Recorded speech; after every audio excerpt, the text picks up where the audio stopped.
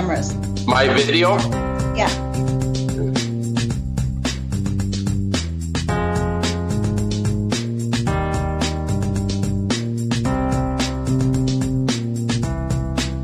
Welcome to the Age of Fisson radio show with your host, Lonnie Clark. We stand together and accept that we now live in a world transformed by Fukushima. Monday, Wednesday, and Friday from 8 a.m. to 9 a.m. Pacific Standard Time here on UCY.TV radio. We relentlessly engage every ear that listens. We expose and confront the complete lack of accountability for the nuclear industry. Consider social engineering programs who view our bodies, minds, and souls as assets on a balance sheet. We discuss vital current issues, interview activists, and engage our audience in an effort to allow all voices to be heard. The Age of Fisson radio show creates a venue that all will choose. We encourage our listeners to reclaim their power and their courage to take action and save our planet from the ravages of greed and indifference. Our actions matter. Every voice matters. We remind our listeners that happiness is resistance.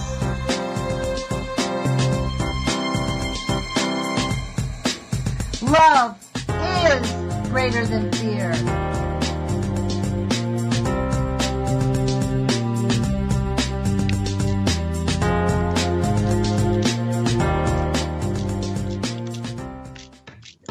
Good morning, UCY.TV radio listeners. This is Lonnie Clark with the Age of Fisson radio show. Today is August 29th, 2017. It's 8 o'clock in the morning here on the West Coast, on the smoky West Coast. Our little town smells like wood chips. So today we have on with us a really dear friend of mine, actually, but a great artist, H Thomas Ackermann. He's joined us before. He's a friend of the show. And we usually talk about ethics and integrity and things like that, and I don't think today's going to be much different. So welcome to the show, Tom. Hello, Lonnie. It's been a while. Nice Yes. to talk to you again. It's good to talk to you, and thank you for sharing your thoughts with our listeners, because you have some pretty deep thoughts. We were talking about changing, and you're talking about self-reflection. That's what you don't want to talk about, external causes. You want to talk about the internal reflection. Yeah, you just as a technical thing, Lonnie, you said that I should mute my phone.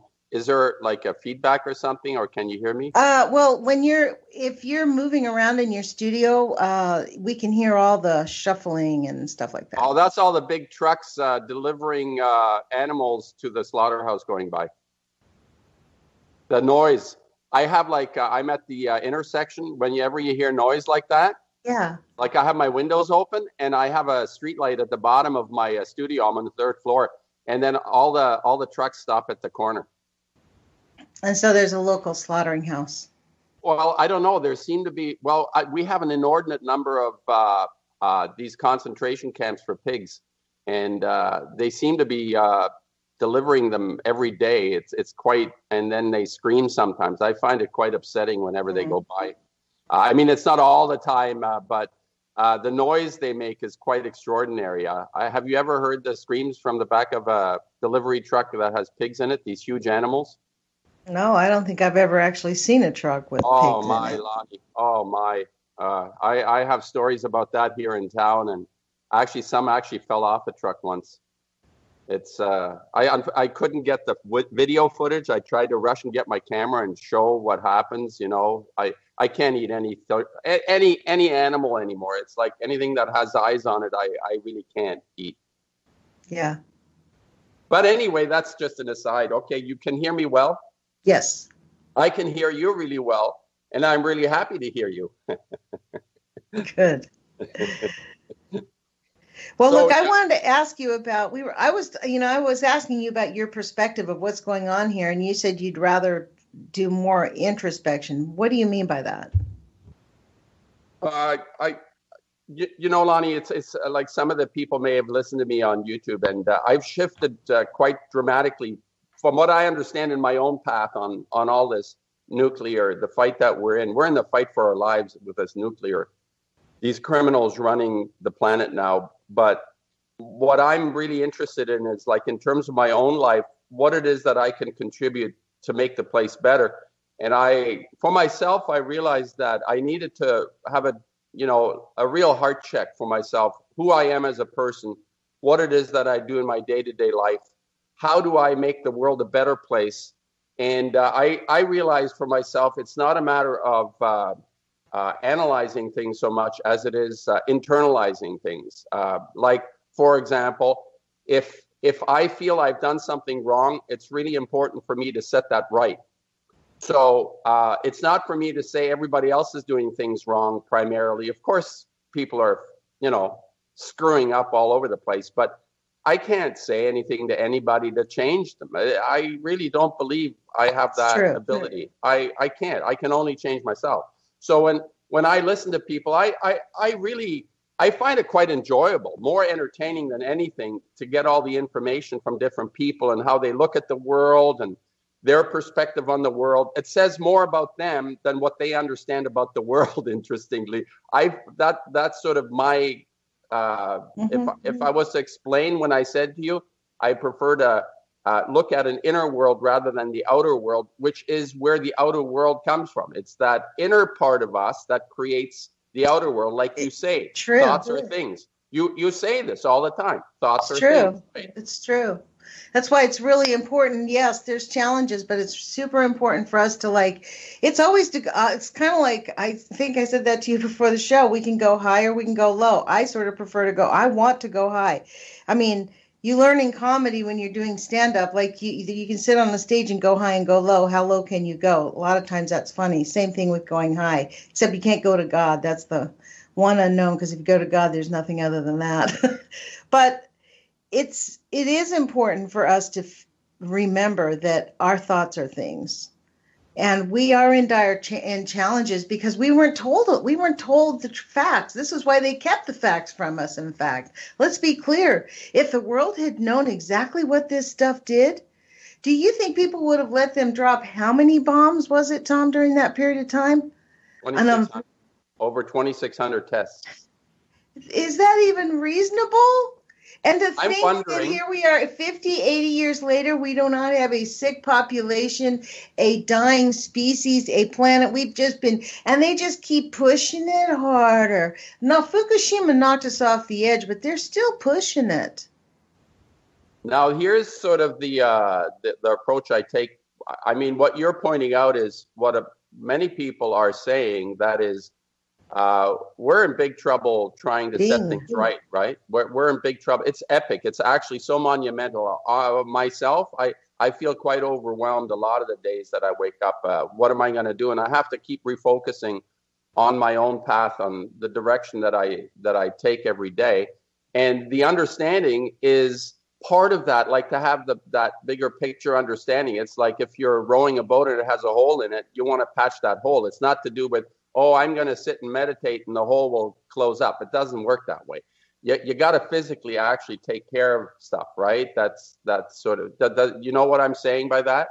Like, I deal with the issue internally, but I know there are things we need to fix externally. But all I'm saying is we'll never fix anything outside unless we fix the inside. Yeah. And I think this is why I really enjoy and appreciate and love other artists that are aware of this on this level.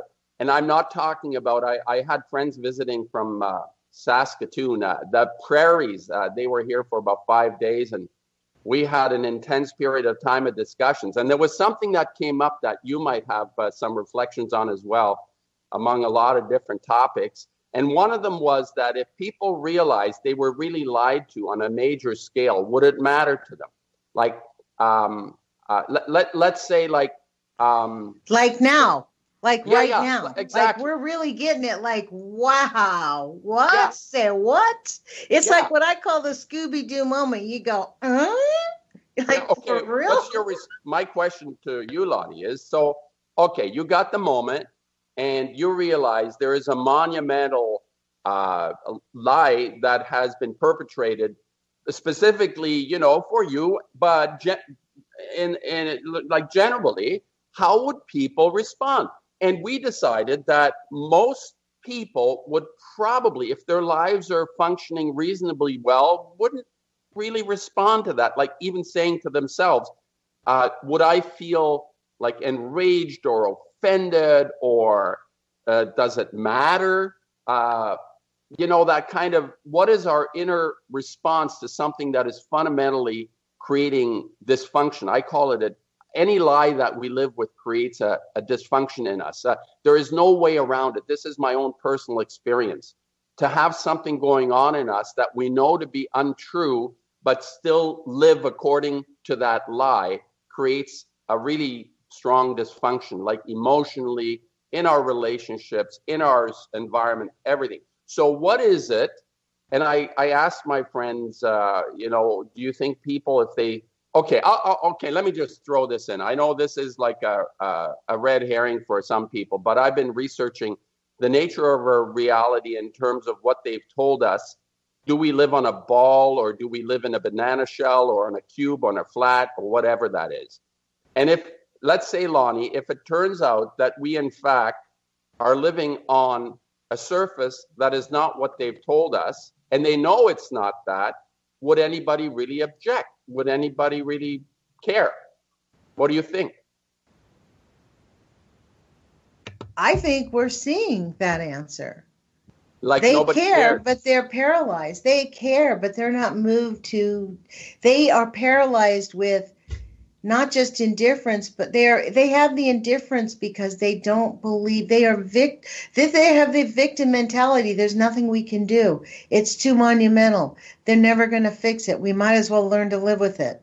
So you think that, Yes. Let's say a person understands this fundamentally, but is resigned to their own demise. Yes, and have just said, oh, yes, I think that's where most people are. And like, look, maybe we'll come across the answer. There are some, like, it's unreasonable expectations to believe in that. But humans have humans have hit extinction very close for, I think, billions of years. I don't think we've just been around a short period of time. I think our whole idea of what life is all about is way cockeyed. There's just way too much evidence that humans have been around a long, long time. And I think we've come close to extinction probably several times, if nothing else. If not, we would have been flying around in the stars by now. Well, then my take on this is we need a thorough heart check. Each individual, to what extent are we willing to defend not just our life, but life period, right? Like what stands in the way of us overcoming something and kind of going over the cliff like that? The question is, at what point do you feel oppressed? Do you think that's how it would? At what point? People are standing up in the street and freaked out because Donald Trump became president, because they knew he's going to do exactly what he's doing, dismantling the United States federal government. He doesn't believe in the big government. He just said it yesterday. And he's a racist and a misogynist, and he's proven that to be true too. But did anything happen with all that energy? No. Millions of people went to the street. What did they do with it? Zero. You know why? They're resigned. They look at the water. They're like, wow, man, it's really bad. We have treated water. 75% of our nuclear power plants leak. When you say that to people, they don't go, oh my gosh, I'm going to get engaged. I'm going to figure out a way to stop the one near me. And, let's go do something. That conversation never happens. There isn't a single person I have disclosed any, quote, facts to, hard facts, that said, oh my God, I'm going to get engaged in that.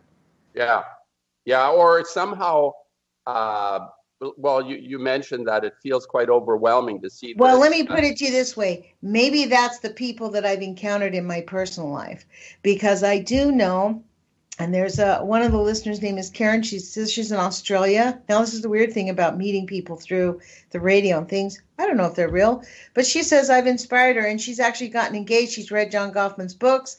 I was supposed to send her some books, and I couldn't find them, to be honest, and it never happened. But she found them on her own, and she read them, which is exactly what a person who wants to read something will do. They find it.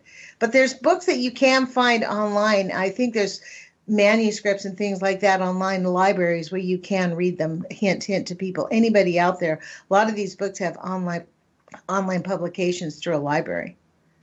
A lot of them, they've just been photographed. So anyways, you know what it's important. But this is the thing. I think that people are, at what point do people feel oppressed? Like our water, HR 3053 is going to take away our water rights. And what's even if it's... what's that, a bill? Yes, it's called the... You said H3, isn't House, that... excuse me, I beg your pardon. It's HB, House Bill 3053. And it is the Nuclear Waste Policy Amendment Act of 2017. And you can find information on Donna Gilmore's page at www.santanofreesafety.org. And it just says the first link that's at the top is a good summary of what this bill says, what it's going to do. It gives her phone number in case you want to talk to her about any of it, her email address. And to be honest, people can take action to stop it, because are they going to? I hope enough people do that listen to this radio show, to be honest. Well, there is the issue when you said, how do I attempt to approach this in the sense of rather than externalizing, and I agree, which is what that is that's externalizing for everybody. Okay. Yeah. No, that is actually externalizing. That is a plan. That is actually a plan of action. That is like if you resist the death and the destruction, that is actually a plan that comes from an inner impulse. That's something that we want to do. Now, the question is, how do we activate that within ourselves, right? How do we actually get to the point where we say it matters enough for me to change my life or to do something that gets me onto this path that I want onto the radar. See, again, it's onto the radar. People don't want to call their congressmen and senators because they don't want to be targeted. Okay. Now you're talking about the oppression. At what point do people feel oppressed? That's right. You stick your neck out, you're going to get a chop. Yes, and that is their experience. But you know what? That's what we have to say no. I mean, if we have this is where we talk about constitutional crisis. Constitutional crisis happens because people refuse to uphold the Constitution. And it's not just Congress doing it to us. It's people going, what the heck are you guys doing?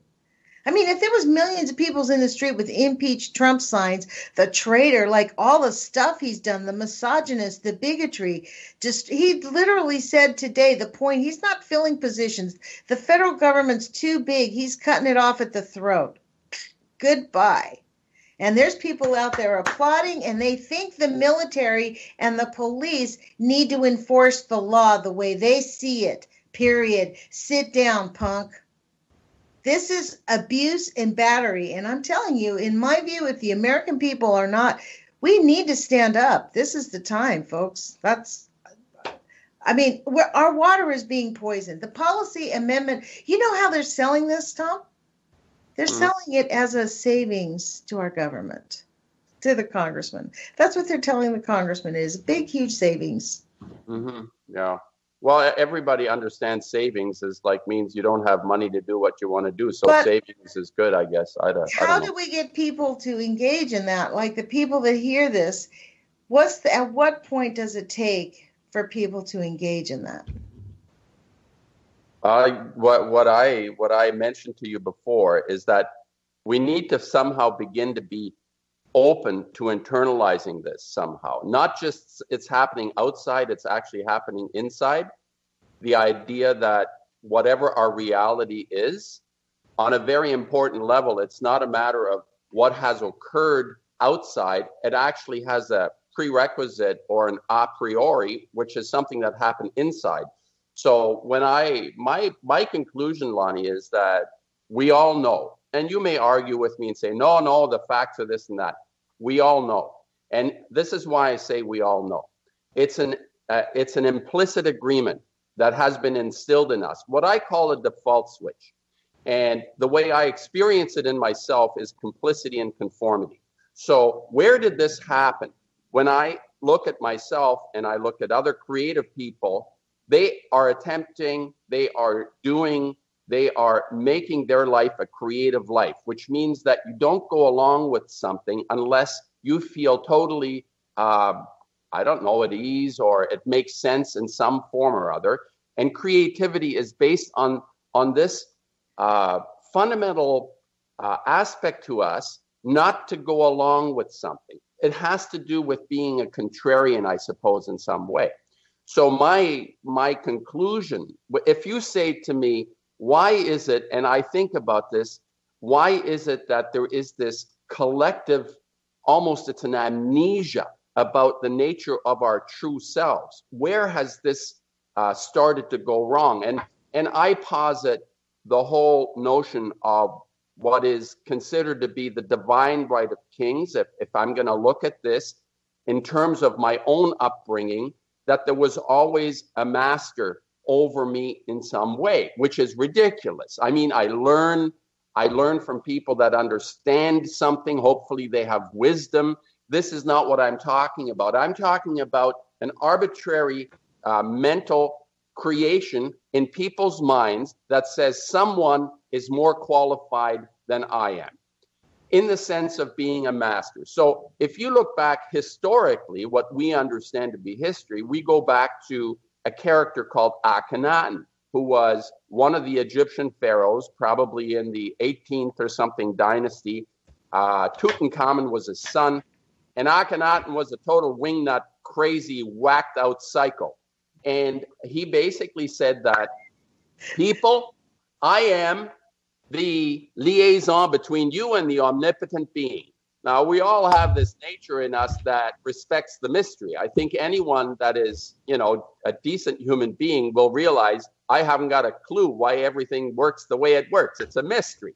So our good boy Akhenaten, he was, I don't know what his first name was. He had another name and he changed it. Anyway, he said, from now on, any question that you have will be solved by me. So people said, hey, that's a good deal. If we don't know something, we'll just go to Akhenaten and he'll clarify everything. And that's when the default switch happened.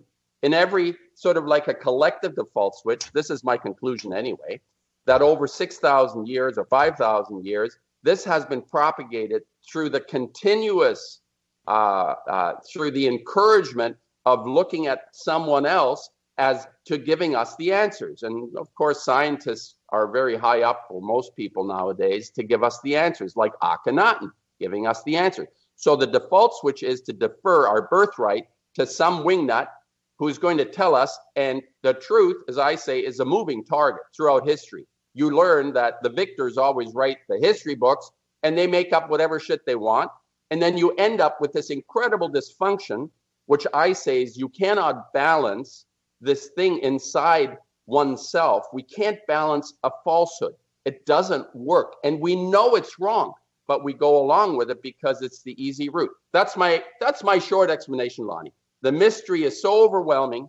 How does anything work? Let's give those guys a shot at it and explain it all. And that's where everything went mucky muck. That's what I think. We got to reclaim it. Somehow we have to figure out how to reclaim that, the birthright, this amazing ability that each human being has to be a creative soul that is verifying things and understanding things through their own personal process, whether that is art is fabulous in that way. I mean, you've painted, right? You make paintings, you draw. Yes, actually, as a matter of fact, yes, but I don't actually talk about it. Okay, fine, but you have ways of expressing yourself that is uniquely you. That is, yes, like my puppets. I'll talk about my puppets. I am working on some puppets. Right. Yeah. That is something that is, and my juggling. I'm going to actually start videotaping myself juggling, and I memorize poems and juggle. And sing songs, and I'm going to sing some songs. I mean, I think, look, it's really important that we, I don't know, I guess it's really important for us to like express ourselves. As you say, that's what Our art is. birthright. Art is an indication of what culture needs or It's it a has tool. to have or something. I don't It's quite a understand. wonderful tool. It's a wonderful tool that encourages us to express that part in us that is considered to be creative. The thing that each person has that's part of the mystery. Why are there, each person looks totally different from another person, right? Unless maybe you're twins, but even they look a little different. Right. So there is this, the mystery contains answers for us that says everyone is different. Now, it's not like everyone is different and everybody has to be an artist to be different. That's a bunch of hooey. That's like another one of these subversions where people say, well, unless you're an artist, you're like everybody else. Well, that's so stupid, because if everybody is an artist, then everybody is the same. That makes no sense. Well, this is the thing. Everybody expresses themselves in ways that could be described as art.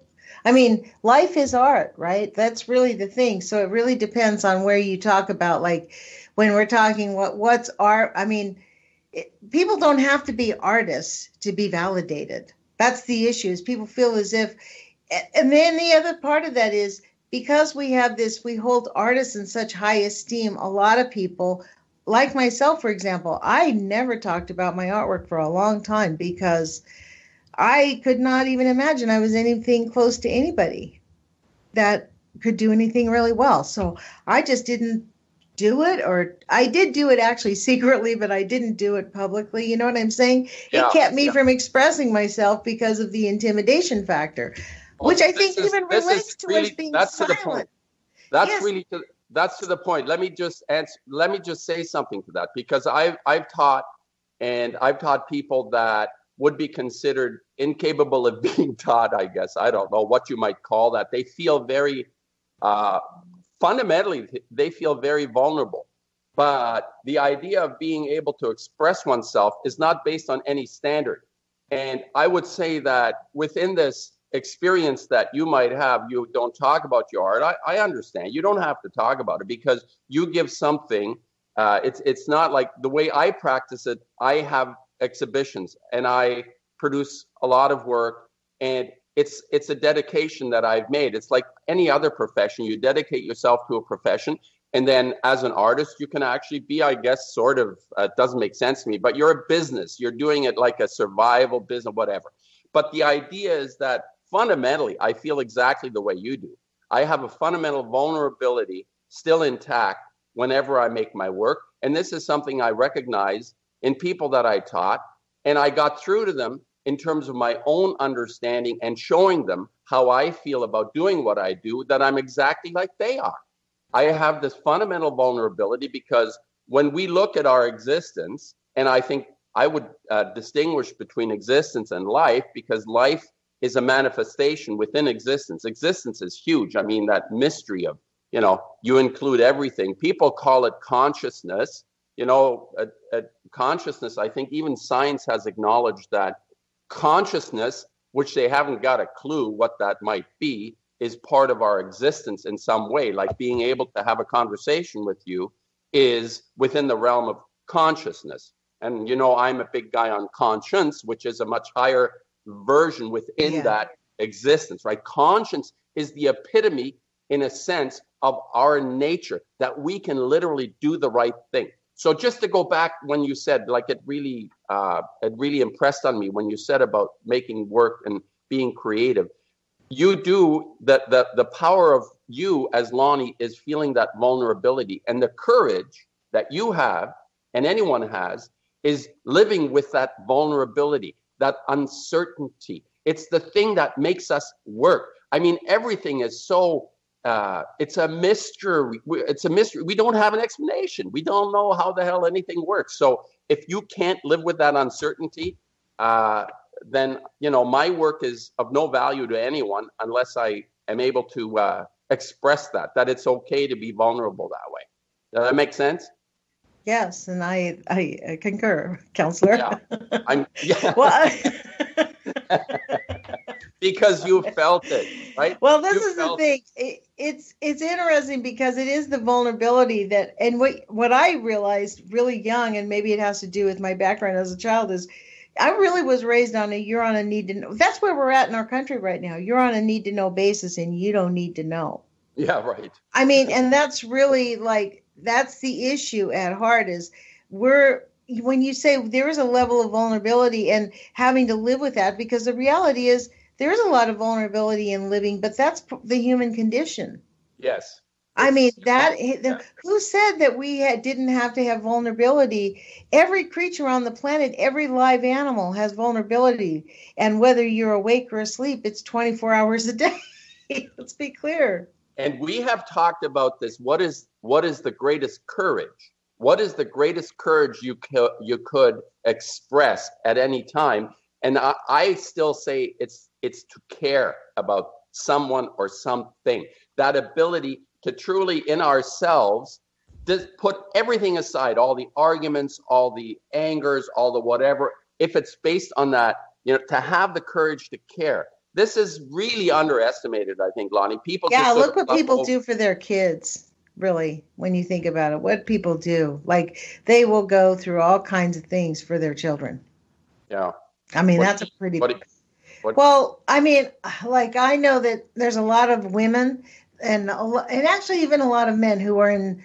they stay, quote, stay for the children, which is, again, it's about all vulnerability. I mean... This is an interesting thing. This is kind of a taboo topic is to talk about battery in our country, but it is a present issue. When we have people in the streets speaking ugly words, they're at home perpetrating ugly actions. And that is just a reality. And people are silent on it, just like they're silent on the nuclear issue. This is what brings, to be honest, I'm a one-trick pony on this nuclear stuff, man, for real. I can't get away from the fact that we had been lied to, mega lied to, and now they're shoving it down our throats, and they're attempting to sell the nuclear waste and allow these private... If we want to have dirty bombs on this planet, sell the nuclear waste to private industry. That is such an outrage. That is... Amazing. Yeah, a crime it is, even though they are the same corporations are managing the waste right now, it is under the scrutiny of the U.S. military who created the waste. Like, but return, the waste we can talk about. I'm not an expert on any of that. What I feel I'm really qualified to comment on is you are in my vulnerability when you say that this abuse occurs on an individual level. I am convinced. When I said that we all know, I feel that everyone knows this dark underside to our humanity, and we're all diminished for it. Like if one child has to suffer through this, this willful abuse, we're all diminished on some level because we're connected. I feel that all creatures are connected, which is, why people are. Some people feel this more deeply than others. I understand that as well. I mean, some people have, for whatever reason, a much deeper connection to certain aspects of our existence than others, which is why they decide to spend, 60 or 70 years producing what is called art and nobody gives a crap, right? They just get ignored. And then 30 years later, they come across this stuff and say, wow, wasn't this really something, right? It's just... isn't that the way it is? Though? I don't, unfortunately, I get really disappointed with my fellow human being because not just for me saying, oh, I've done great stuff, you should see. No, it's like in history, if you look at it, a lot of great work. And I actually believe that a lot of great work either got lost or was never recognized, which could have changed the direction that we might have gone in, right? That's how of all the ways... Michael Hastings was taken out for a reason. Let's be really clear. Michael Hastings. Remember the guy who hit the tree in Los Angeles with his car out of control? He was about to... he was going to expose the... Aaron Schwartz suicided himself. Right, and the general... I mean, think of how those two people could have changed the forwardness of history right now. I suppose. Maybe these people are targeted because they're the most dangerous to a society that is conformist and complicit. So if he was, maybe he didn't even know how severe obviously he would have taken maybe more precautions. I don't know. What was he exposing? A general that did something as well, right? he wrote an article on one of the generals who was indulging himself with call girls or something. He was I gonna remember a bunch of details on the whole thing. It's all been kind right, of, yeah. was he part of the Tillman thing as well to expose how he was murdered in Well, the Afghanistan? Tillman thing, interestingly enough, the Tillman thing was on C-SPAN. All that testimony was on C-SPAN. Nobody watched. A few Oh, people watched. Those of us that got excited were the ones who watched C-SPAN. We're like, right, what? right, exactly. I mean, this was Blanche went on outrageous. about him a lot. He talked about I am Because fucking it was Tillman. the first time at least in modern times where we've actually watched them use a guy who volunteered, a guy who had a great career path in front. All he wanted to do was go home and Sure. say the truth. Yeah. And they murdered him, and it was well known, and it was like to a military family. Right. This is not. It wasn't like them lying about Jessica Lynch because she didn't die and they weren't a military family. That who cares? Yeah. Right. It's dangerous when you get into the mucky muck on that level, right? If you get involved in the dark underbelly of this, like Hastings did, and Aaron Swartz, I think he represented opening up the internet in a way that was not acceptable, right? He wanted to open everything up to people, right? Like the information and what was he at MIT? All those papers that were logged at MIT, he basically gave access to everyone to all the research, or something like that. Hastings did a lot of things. There was things that he did, like he was exposing the actions of the CIA and the military, like the drones, and he just had a lot of stuff on things. And to be honest, I don't remember all the details, but he was on to some story that was about to expose like CIA handling and something, and boop, he went away. Yeah, his car hit a tree, but the engine was found 200 yards behind him. That sort of a thing. I don't know what that was, and it was very, very suspicious. This is what he did. The WikiLeaks Vault 7 CIA leaks. That's what it was. I see. And he never drank, apparently, but he never sped. He had a Mercedes that went very fast, and all of a sudden he goes through the middle of town at 100 and some miles, 120 miles or something, right? Yeah, ridiculous. This is what he did. Unprecedented access when he was stranded with McChrystal due to the Iceland ice cloud in 2010. So he was with. That was the guy, yeah. That's what that whole thing was about. So, but this is the point. What would have happened if that would not have gone by? Like, where could we have been? I mean, we see this is what they've done now with the Antifa. Like, they even have a name for it, Antifa, and they have these guys in masks and hoods, and we just assume they're thugs. Like, you should read the manipulation of it. Really is, like, seriously, the demonization of people that are protesting. Do you know that in 5 or 6 states in the United States, they're passing laws that say it's not illegal to run over a protester? Oh boy, yeah. Well, but Lonnie, I'm going to come back. I'm going to come back to the way I approach, because I'm not. Okay, please do. I'm not. That's really why I've asked you here, Tom. The Antifa and the organizations and all the activities that happen within this realm. What I'm really, I'll give you my my feeling. I'm sort of disturbed lately by the idea that we no longer, in a sort of reasonable way, can distinguish what is considered to be a truth and a lie.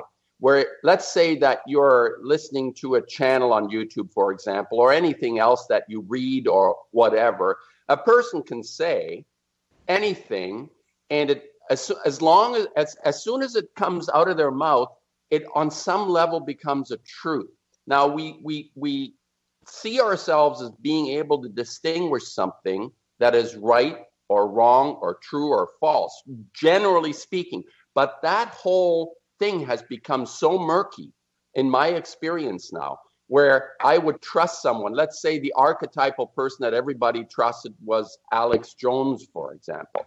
And then over a period of time, more and more details come out how this is an incredible subversion to ourselves. Like, your Goffman thing, the 90-10 rule, where you present 10% of truth and 90% of lies, all of a sudden everything becomes acceptable, right?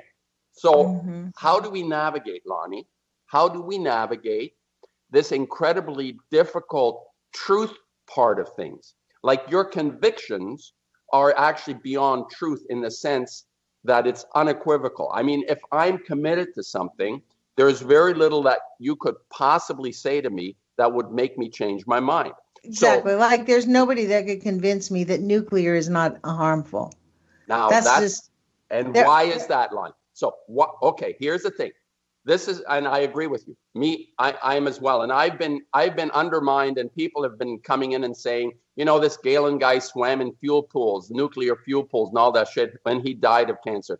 So, but the point is, okay, you've just said something that is so powerful. This could probably be put as the 11th commandment, right? Like, here comes Moses, and he forgot the 11th one, and that is, I know this to be true, right? It's like, when the 11th commandment is, when you know this to be true, there is nothing that can shake you from that truth, right? That sort of feeling. But this part in us is being undermined every day by making it murky, like, oh, it could be true, it could be false. Alex Jones is actually telling us a lot of good things, but then he says something that is so ridiculous and stupid that you would say, well, does that discard everything else? So there is this whole thing we're struggling with now to determine what it is that is of value and meaning to all of us. And most people, I think, just sort of relegate it to Akhenaten and say, well, you tell me when it's true, and I'll go along with it, and I don't need to do any of the work.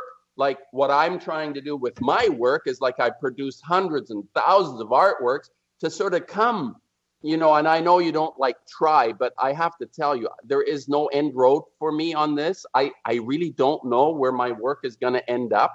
When I close my eyes and give my last breath, I have no idea what it is that'll be on the wall that I've produced, that I've made. So it's that uncertainty again that we live with, and it's being played on. We're being really manipulated on not wanting to live with the uncertainty, because how do you distinguish nowadays something that is so fundamentally totally untrue, clean, cheap, and safe, and all the other stuff that is piled on it to make us not sort of trust ourselves with this? I mean, how anybody can still say nuclear is cheap, clean, and safe after Fukushima especially is beyond my comprehension. I mean, I don't have a reasonable brain cell that can metabolize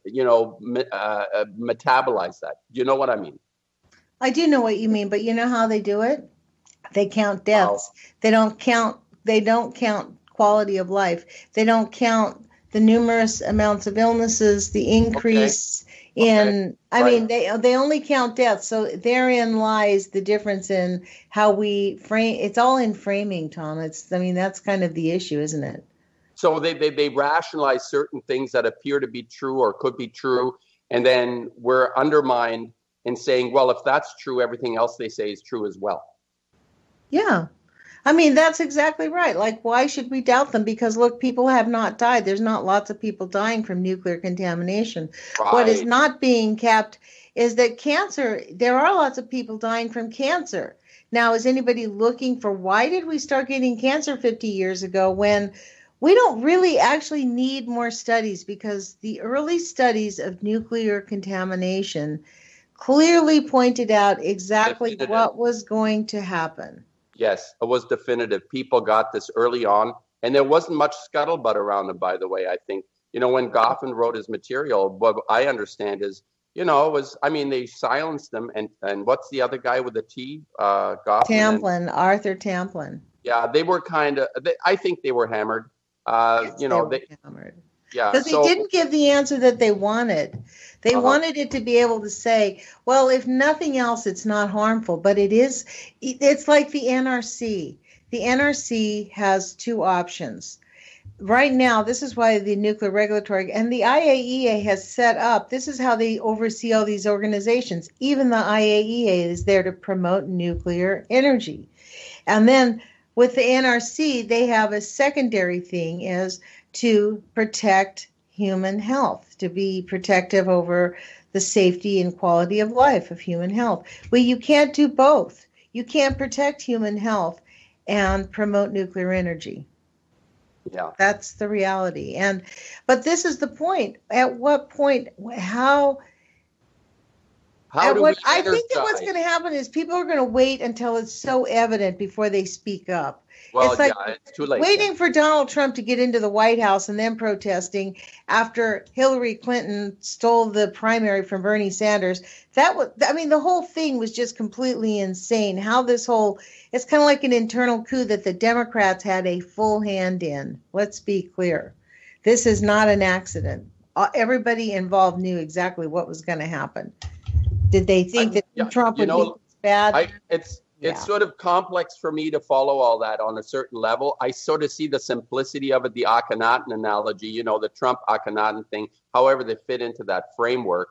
The analysis of this, I think there's some really smart people like Chris Hedges and people that I pay attention to sometimes that analyze the guts of this evolution, this political evolution and this so-called democracy. And I'm thinking, people that are listening to this program, and especially people that, in my case, I was brought up as a Catholic, as an example. Christian, like the Roman Catholic guys, and people that are adherents to this religion might find it interesting that until the mid 1800s, I've mentioned this in a couple of my videos, that I came across the fact that the Catholic Church endorsed slavery, and until about, I think let's say 1850 or 1860, there were two nuns. I think they were American. They approached the Vatican and said, "Listen, boys, this isn't working for us. This slavery idea, especially if you have the 10 Commandments, and then add the idea that it's perfectly fine to have slaves as a Catholic, as a Roman Catholic, you can have slaves. It's just not compatible with the idea of promoting what is called 10 Commandments." And actually, the Vatican changed its position on slavery after these two nuns. And I have to I got to figure out what their names were. I came across, there was a radio program, they were talking about this. Anyway, the idea is like truth being a moving target. And there are quite a few astute people out there, Lonnie, that I believe have a really good grasp on how the functions, like when you talk about Bernie Sanders was cheated out of his position and all the backroom boys and all the shuffling and the stuff that goes on, it's evident. All of a sudden Bernie disappears, everybody is on his side. Oh geez, no, Bernie's backed out, goodbye, game over, right? It's like Hillary's going to take charge now. I don't think so. This is the thing. Like, this is what they don't understand. Like, this way this whole political system thing has gone down since the 2016 election. I think people on both sides, or quote, both sides of the aisle, people on at least until 18, but I'll bet you the Democrats have no idea. And if any real Republicans had any idea, like, the interesting thing is we had this prior to the Bush, like the whole thing, it's actually just been slowly dissolving. Like, I guess I'm one of those people that used to believe in this system that we had, and now I'm beginning to see that it's like one system. They're all like one big shakedown. It's just like the mafia has just gotten a hold of our government, and we keep having to pay them taxes. Like, I don't know. It blows me away that Americans are just willing to see it in different eyes. Like, right now we have people in Texas that are literally, their houses are drowning. Some people are losing their lives. It's very, very dangerous. Well, you go. There you go, Lonnie. Now you have major catastrophes that will happen because the atmosphere is so energized by all the nuclear releases. This is so obvious to me. The idea that you have hurricanes and storms at 200 miles an hour or more, it's unheard of in the history of this planet. When was, these are like precedent-setting storms, and I think the wind speeds in Houston and all, people are like, they can't believe this, right? What's going on there? What's happening? The tragedies that will unfold because the environment obviously is fighting back big time to this. The amount of radiation from the nuclear tests over the last 70 years, as well as 450 plants, not like everything you could imagine going into the earth, into the atmosphere, that's going to change the environment drastically. And climate change, people, you people out there in climate change who haven't figured out that the nuclear pollution is the driving force behind these winds, you got to get up to speed on climate change. Yeah, look, those people will argue and tell you that, of course, it doesn't have that much of it. And it's very interesting that it is intentionally not being studied. You can't get funding for it. I mean, it is really not. I mean, they're giving a perfunctory study, but they're not really going after the effects that it's having on our biology in the oceans and in the dirt and in everything. And we have it everywhere. It's not just from Fukushima. This is a thing. We have some serious nuclear contamination. The problem with Fukushima is it's still ongoing. It has not been resolved. It will never be resolved. It's not a contained place, and neither is Sellafield. Or Chernobyl. It cannot be contained. They produce this weird little cover thing over it. Oh yeah, that's really going to make a difference, like some metal or whatever they use. Gamma shine does not get restricted by some metal piece you put up there. They have to have 6 feet of lead, I think, in order to prevent that kind of pollution to come out of these plants. So yeah, we don't have the technology to contain it. We have no, as far as I know, we don't have any way of doing this. And again, the climate change people, I'm on your side. The Athabasca oil sands here in Canada is the dirtiest carbon producing industry. It's the dirtiest business ever. Coal is a dirty business, but you switch it off and it stops. It's over with. You switch it off and it stops. But with a nuclear plant, you can't. There's no off switch. Fission goes on. The Age of Fisson radio show. You can't switch this radio show off, people. You better keep listening. There is no off switch on Lonnie Clark, people. This is called the Age of Fisson radio. There is no off switch on fission. Gee, that sounds like prison come on, sentence. Lonnie. We gotta chuckle sometimes too, because as serious as it all is, I mean, I can't live with the horror of the consequences of what we have started here. We can't. I can't either. And to be honest, we need to hear the voices of the people who are being oppressed and suppressed, because really, it really is about oppression. And the thing is, I'm hoping that we can begin to create a movement before it's really too late, because people generally get really active only after look in Houston, those people are going to lose everything. Yeah. And there's not getting the money to fix that city. I mean, Donald Trump opened up his checkbook. Let's see how fairly the federal government checkbook gets opened up, because they're having to go into a budget session where they need to extend our deficit. Is it on the level of New Orleans, Lonnie? This yes, Houston is huge. This city is huge. It's on the level of New Orleans. I think it's 16 million people are affected in the surrounding areas and everything. That's people. It's really bad. I think there's. Well, I can just get the quick statistics, but I heard the ex-governor, I think it was the ex-governor, the ex-mayor of Houston, on television. He was on the phone last night, and his house was flooded, and he said that it's affecting like 16 or 13 million people. Wow. And this will escalate, Lonnie, I think, as this environmental issue increases, the level of pollution increases on all levels, the chemicals and other factors, but primarily the nuclear releases. These storms will begin to escalate more and more, that to the point where you have like maybe a 300, 400 mile, unprecedented, nothing is left. The earth looks like Mars or something. This is going to escalate. The suffering connected to this. Imagine when this hits the frontal lobe, that actually the nuclear pollution created these high winds. I mean, what are people going to say that? Not even the ones just affected by it, but everybody else. Jeez. I don't believe that people will ever acknowledge that. I mean, honestly. Well, you know what? That's why I say we need that heart check to have the courage to care about something. That's how it's going to happen. Yeah. The facts, ma'am, aren't going to do it. It's going to be like each person says, you know what? I've got a conscience and I'm going to do the right thing. I'm not going to bury my head, even if it's somebody, my neighbor says, you asshole. I'm not going to bury my head just because somebody doesn't like what I say. And I think it's a heart check. The entire human race needs a goddamn heart transplant. That's what I say. And I'll be the first, if I still need some kind of coaxing on that, I'll join the lineup. It's like I'm willing to do whatever in terms of my life, to, my day-to-day life. And I have to qualify this, though.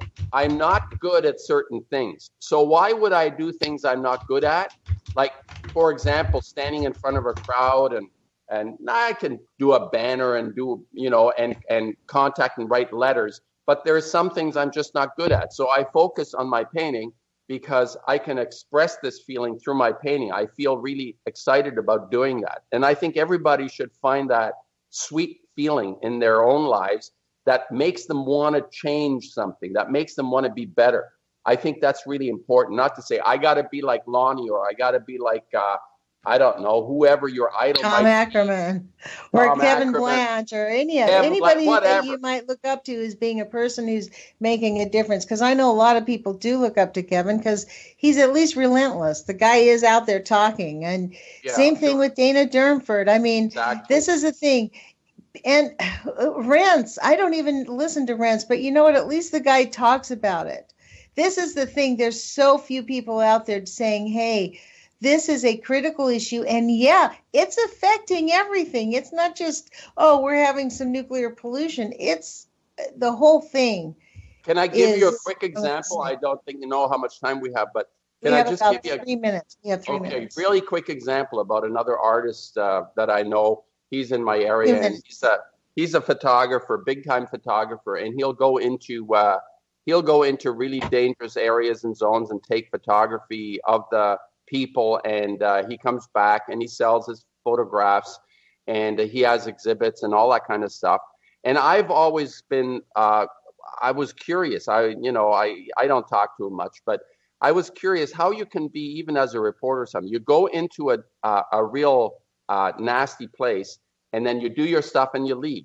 I couldn't do that, by the way. I would not have the ability to go into a place where people are suffering, starving, or whatever it is in a war zone, take pictures, and then go home. Somehow that doesn't make, I can't wrap my brain around that. I would be so devastated. I'd have to stay. It's like this Canadian General Dallaire, who was in Rwanda when the genocide happened. He never recovered from that. He was supposedly part of the UN mission to protect people there, but he was overwhelmed by the viciousness that happened in Rwanda. Do you remember that in the... Yes, I do. We have 1 minute left, Tom. And he was part of this. And you know what? I really respect this general because he came out. He's suffering from PTSD big time.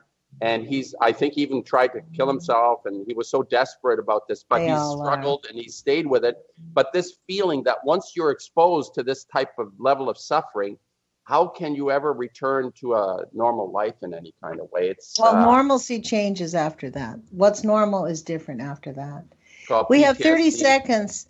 So thanks for calling, Lonnie. Well, thank you for joining us, Tom. And thank you, KEPW, for having us being an affiliate. And I believe we're going to be on Thursdays afternoons at 6 p.m. in the evening. So put your courage feet on, you guys.